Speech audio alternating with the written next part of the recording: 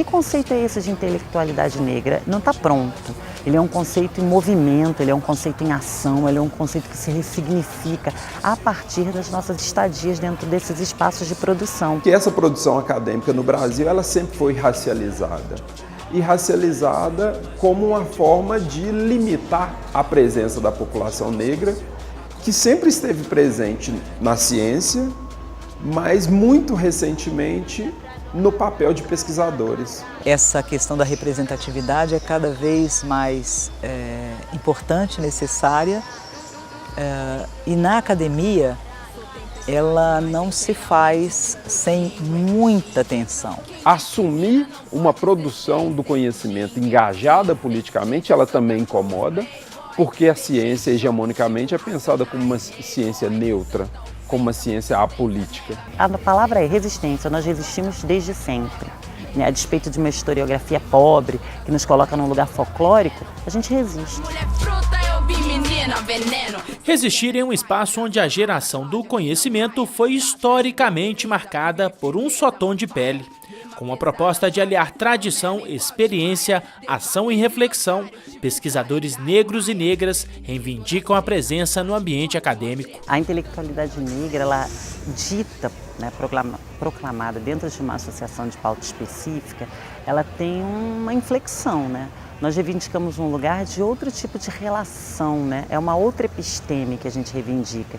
Então, assim, não é esse conceito de intelectualidade a partir de uma produção cultural acadêmica, até que separa a cultura de conhecimento científico como se isso fosse possível, Nós estamos falando de uma produção cultural que atende uma demanda holística, que é afrocentrada, que traz a gente, negros e negras, para o protagonismo de produção desse conhecimento. Mas não é um conhecimento que é só acadêmico, é um conhecimento que dialoga com quem nós somos. Nós somos hoje a maioria da população brasileira. Para mim, que trabalho com o campo das representações sociais, eu acho que é fundamental a gente, de alguma forma, se perguntar o que vem à nossa mente de imediato quando a gente pensa na figura de um intelectual, quando a gente pensa na figura de um estudioso.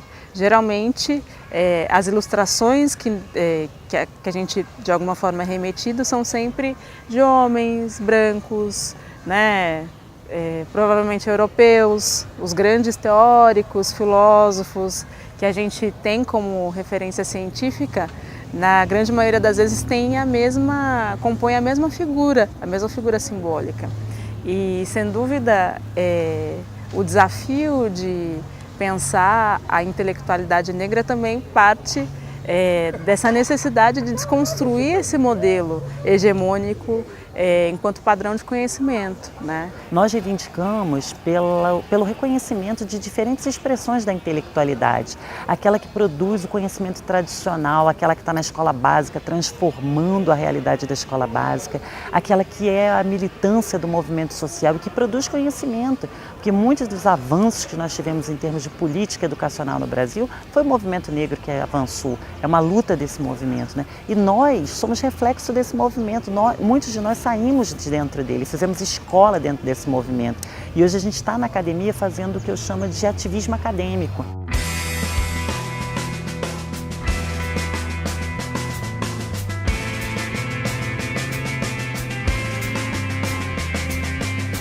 É importante dizer que essa intelectualidade no Brasil, historicamente, ela sempre teve cor, porque esse lugar do pensamento, da razão, da reflexão, sempre foi negado à população negra. Então, essa intelectualidade negra que não está presente apenas na academia, ela está presente nos terreiros, nas comunidades tradicionais, nos movimentos sociais, que é justamente esse lugar da reflexão, da produção do conhecimento. A grande questão é que quando a gente nomeia intelectualidade negra, a gente também está marcando um lugar político. Ou seja, não é só uma pessoa com acúmulo de melanina que pensa sobre as coisas, mas é uma pessoa com acúmulo de melanina que pensa sobre as coisas a partir do seu lugar, do seu pertencimento e faz um pensamento político, engajado, a favor da construção de uma sociedade mais democrática e mais justa para a população negra, para a população indígena, população quilombola. Então é uma intelectualidade que se engaja contra o racismo e faz, portanto, as reflexões a partir das suas diferentes áreas, pensando também na sua própria existência. A escravidão no Brasil é algo que deixou e deixa sequelas muito sérias e muito graves até hoje. Aliás, nós não temos tão poucos intelectuais negros na academia por acaso. A academia, durante muito tempo, foi o lugar dos não negros, dos brancos, da elite. E não era de branco pobre também, né? Da elite, mas também não era de negro rico. Então o recorte racial sempre permeou a questão do que seja o lugar de propriedade da academia. A voz de minha filha recolhe todas as nossas vozes, recolhe em si as vozes mudas, caladas, engasgadas nas gargantas. A voz de minha filha recolhe em si a fala e o ato, o ontem, o hoje, o agora.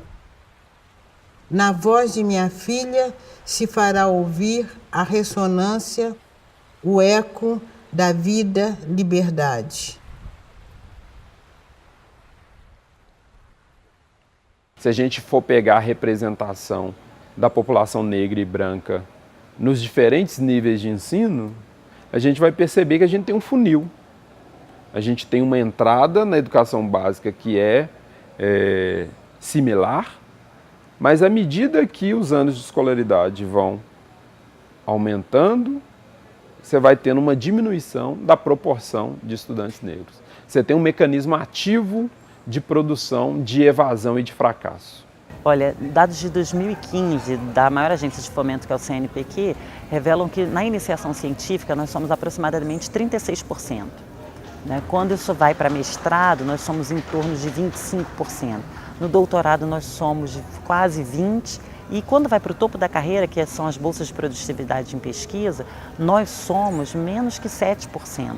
Né? Então, existe aí um racismo epistêmico, né, que é essa universidade que ensina a partir desse currículo. Né? Óbvio que o currículo tem cor, ele tem gênero, mas ele não pode ter uma única vertente. Todas as matrizes societais que se organizaram na produção do conhecimento, né? Na produção desse conhecimento que se insiste em particionar, dizer o que é acadêmico, o que não é. Né? E essas sociedades produziram e a gente tem modelos de produção. Então, quando a academia faz um recorte, né, único, de uma episteme única, ela engessa a gente. E esses quadros são reflexo disso. Se eu não me vejo representado, como é que eu vou escolher estar nesse lugar? Né? Se eu não me vejo ali, se eu não conheço quem eu sou, os pesquisadores, as potências que eu posso ir, os limites que eu posso alcançar, ou a falta desses limites, eu também não vou trilhar esse caminho, porque uma coisa é o acesso a esse espaço, outra coisa é a permanência nele, que não é que a gente não deve estar aqui, nós devemos estar aqui, porque é a nossa presença que impacta esse diálogo, né? Mas a gente quer estar num ambiente também que nos seja agradável.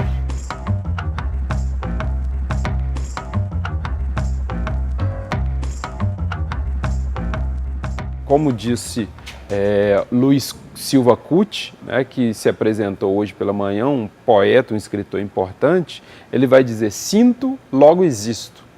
Ou seja, é uma intelectualidade também que questiona a hegemonia dessa racionalidade que nega a emoção. Né? Essa tem sido a marca dessa intelectualidade, dessa academia historicamente branca, mas que se nega a reconhecer branca, e que muitas vezes nega o fazer ciência a partir da experiência, ou seja, como eu, um homem negro, marcado por experiências diferentes, incluindo a dimensão do racismo, vou produzir uma reflexão sobre relações raciais sem trazer à tona essas minhas dores, essas minhas angústias, essas minhas vivências. É interessante como muitos intelectuais, muitos estudiosos e muitos orientadores demarcam, né, e não querem abrir a possibilidade de orientar pesquisas que trazem esse marcador, especialmente quando, além de falar sobre o tema racial, ainda fazem uma intersecção com outros marcadores, como o marcador de gênero. Um dos principais desafios e que a gente discutia hoje é justamente um termo que a gente fala pouco, que é o epistemicídio. O epistemicídio está diretamente ligado com o genocídio, mas é pensar que quando se mata um povo, não se mata só corpo, mata também conhecimento, mata-se saber. E é possível também matar em vida, matar conhecimento em vida, na medida que você não reconhece uma legitimidade, né? Não reconhece o status de reflexão a determinados conjuntos de pensamento. Quer dizer, um currículo que tem uma visão maior, uma visão com uma dimensão ética, moral, comprometida com o sujeito social, comprometida com uma academia, que dialogue de fato com essa representatividade social que nós somos, sabe? E tem uma chance maior de uma produção que alavanque, inclusive, as nossas realidades sociais. É o grito dos oprimidos sedentos por justiça. É a coragem de todos os militantes convictos na luta. É a sede transbordante de coragem. Certamente, o número ainda é restrito, porque a nossa chegada é muito recente, né? Mas é uma chegada que, posso assegurar, é para ficar, né? Atrás de nós virão muitos outros. Muitos de nós ainda somos, né? Isso foi uma fala bem recorrente no Copene, é uma fala bem recorrente nos nossos encontros em geral. Muitos de nós ainda somos intelectuais de primeira geração, somos as primeiras pessoas de nossas famílias a chegarmos à educação superior. Muitos de nós ainda estamos nessa condição, mas já somos, né, já dá para perceber pesquisadores e pesquisadoras negros jovens, tá, que já não são mais os primeiros de suas famílias. Isso é muito bom.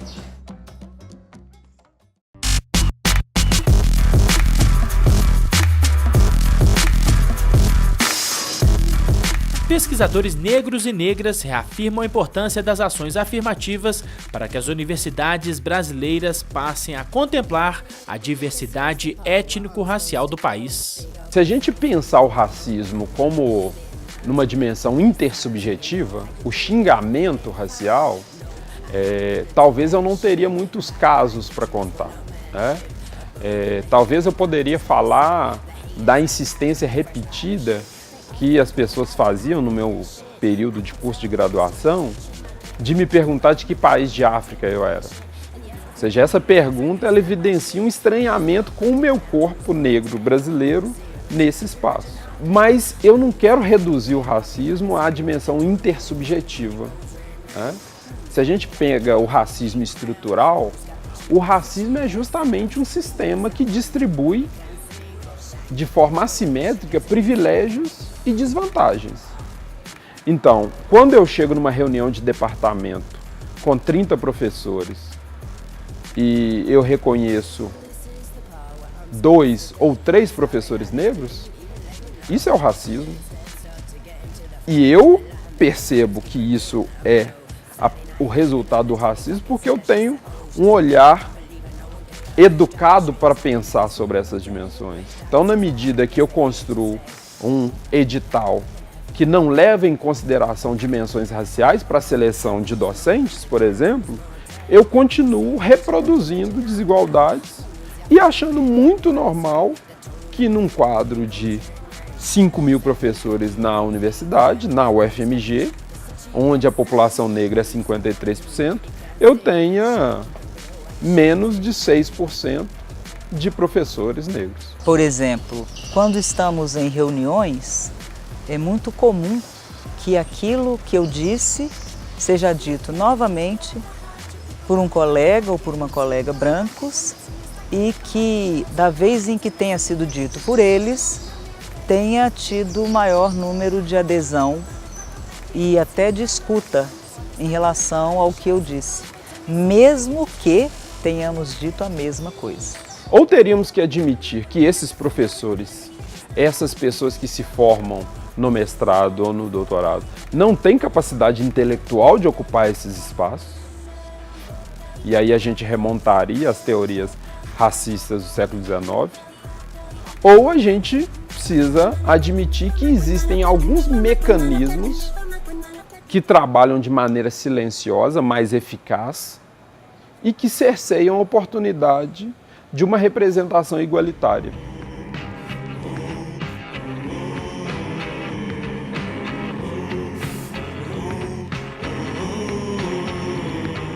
Vamos pensar assim, olha, o modelo de produção que está aqui, ele não se sustenta, ele ruiu, né?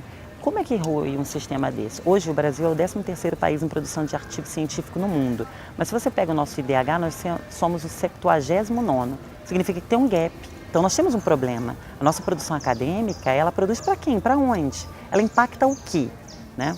E aí você vai ver que essa é uma crise que está ligada diretamente ao modo de produção. Por quê? Porque não é uma crise só nossa, é uma crise de todo o esquema de produção no mundo. Né? O que acontece com as nossas presenças aqui é uma mudança de episteme, como a gente se relaciona com essa produção de conhecimento. Né? A gente quer uma produção de conhecimento que dialogue, que denuncie, que impacte, que faça transformação social de fato.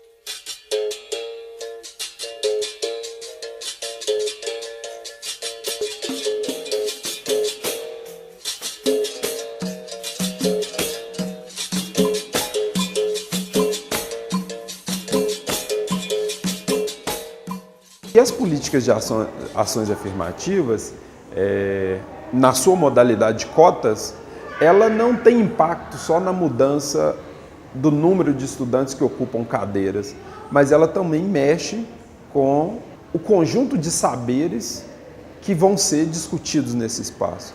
E por quem esses saberes vão ser discutidos? A política de cotas, ela tem um reflexo que precisa se consolidar cada vez mais como irrecuável, como algo que não é mais possível deixar de existir. Da forma como alguns jovens dizem, né, com o pé na porta. Não dá mais para permitir que a porta se feche outra vez. Nós vivemos uma disputa de projeto de nação. O processo de ruptura democrática, o processo de golpe que vivemos, foi um processo em que se escancarou os projetos em disputa. Hoje a gente vê um crescimento, ou talvez um conforto em publicizar projetos conservadores de nação. Então, pessoas que sentem uma nostalgia não vivida, não viveram a ditadura, jovens sobretudo, e que vão dizer que naquela época era muito melhor, mesmo sem ter vivido. Né? Mas é uma nostalgia de um tempo em que os direitos não estavam apresentados para todos. E não estou dizendo só direito de consumir, de viajar, de entrar na universidade. Direito de existir. Direito de se nomear enquanto sujeito diverso. Em nomear sua identidade de gênero, suas identidades sexuais, seu pertencimento étnico, seu pertencimento racial. Então, esse projeto que disputa a hegemonia hoje, de forma conservadora, é uma negação dos direitos. Então, de fato, a gente corre risco porque a gente explicita uma disputa.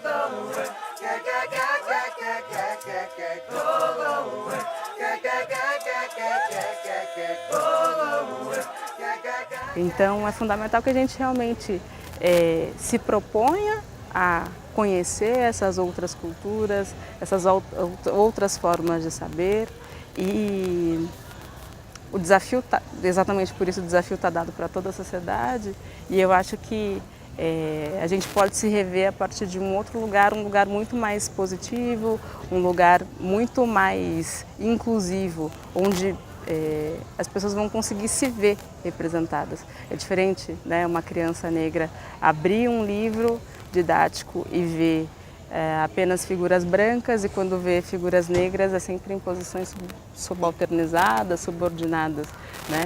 Ao invés de conhecer as outras histórias que foram silenciadas. Então esse trabalho e todo o empenho no sentido de resgatar essas referências intelectuais que nos precederam e construir novas leituras, forjando, né, esse espaço para para essa produção intelectual é fundamental para que a gente realmente consiga pensar uma outra história para o Brasil, pensar na construção, na verdade, de uma outra sociedade. A gente quer que todo mundo discuta conosco, o racismo é um problema. É um problema social, a gente não é matemática, é um problema. A gente precisa falar sobre ele, a gente precisa falar, as nossas pesquisas precisam falar sobre isso. A gente precisa ser conhecido. As crianças que estão na escola pública, as crianças negras e negras, precisam saber que existem cientistas negros e negras, né, e que é possível trilhar esse caminho, é possível ocupar esse lugar. Eu gosto muito de pensar a partir da experiência dos estudantes do campo, né, quando nas primeiras turmas que vieram fazer a licenciatura em Educação do Campo aqui, estudantes da Via Campesina, Movimento Sem Terra, eles tinham um lema que era ocupar o latifúndio do saber. E aí pensar esse espaço como território, e esse território como um território que precisa ser ocupado e que tem uma importância tanto quanto outros territórios. E esse é um território importante porque é um território que foi produzido como aquele que diz a verdade sobre o mundo. Tá? Então, para quem milita intelectualmente dentro da universidade, fazer disputas epistemológicas é fundamental. É uma forma de reexistir, né? É fundamental que a gente dê conta de entender o significado da expressão nenhum direito a menos. Não é um slogan, não é uma propaganda. Precisa ser uma bandeira de luta. A sociedade brasileira, travou nos últimos 500 anos lutas que trouxeram resultados. E esses resultados foram convertidos em direitos. E a gente não pode perder esses direitos. As coisas não estavam excelentes antes, não era um mar de rosas, a gente ainda tinha muito o que conquistar, mas é fundamental que a gente dê conta de entender que nós não podemos perder os direitos que já foram conquistados.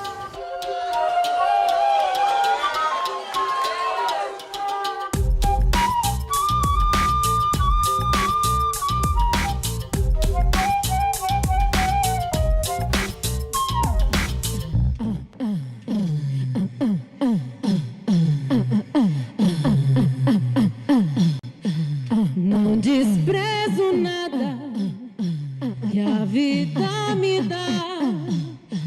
Dor só acontece para ensinar.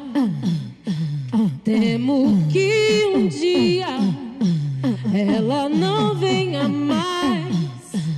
Essa dor me iguala aos meros mortais.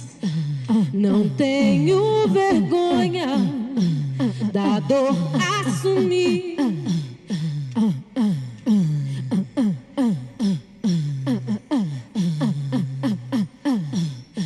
Minha cara triste me inspira a reagir. Tenho minhas armas pra quando ela vem. Um belo sorriso sempre me cai bem.